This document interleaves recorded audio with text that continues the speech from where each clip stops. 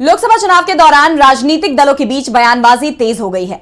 इसी कड़ी में पश्चिम बंगाल की मुख्यमंत्री और टीएमसी प्रमुख ममता बनर्जी ने मोदी सरकार और बीजेपी पर तीखा हमला किया है। ममता बनर्जी ने बीजेपी पर आरोप लगाते हुए कहा कि आप एक जहरीले सांप पर भरोसा कर सकते हैं, लेकिन बीजेपी पर कभी भी भरोसा नहीं कर सकते।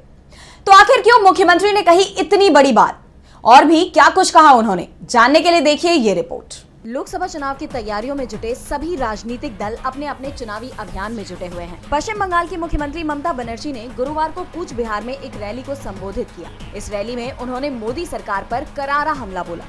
इस दौरान ममता बनर्जी ने ईडी, सीबीआई की कार्रवाई से लेकर चुनाव आयोग की कार्य प्रणाली तक को लेकर मोदी सरकार पर गंभीर आरोप लगाए। ममता ने कहा, आप एक जहरीले सांप पर भरोसा कर सकते हैं, उसे पाल भी सकते हैं, लेकिन आप बीजेपी पर कभी भी भरोसा नहीं कर सकते। बीजेपी देश को बर्बाद कर रही है। ममता ने बीजेपी पर आचार संहिता का पालन नहीं करने का आरोप भी लगाया। मुख्यमंत्री ने केंद्रीय एजेंसियों को लेकर कहा कि केंद्रीय जाँच एजेंसियाँ, सीमा सुरक्षा बल और CISF बीजेपी के इशारे पर काम कर रही है, लेकिन उनकी पार्टी टीएमसी केंद्रीय एजेंसियों की धमकियों के सामने नहीं झुकेगी। उन्होंने चुनाव आयोग से सभी राजनीतिक पार्टियों के लिए समान अवसर उपलब्ध कराने की बात कही। तो वहीं ईवीएम के मुद्दे पर बीजेपी को घेरते हुए कहा कि मैं लोगों से मतदान के बाद नतीजे आने तक ईवीएम की सुरक्षा करने को कहूंगी। इसके साथ ही ममता ने अपनी पार्टी से निष्कासित सदस्य और लोकसभा चुनाव में कूच बिहार से बीजेपी प्रत्याशी निशित प्रमाणिक का नाम लेते हुए कहा कि यह बड़े शर्म की बात है कि एक व्यक्ति जिसके खिलाफ कई मामले लंबित हैं, उसे गृह राज्य मंत्री नियुक्त किया गया है।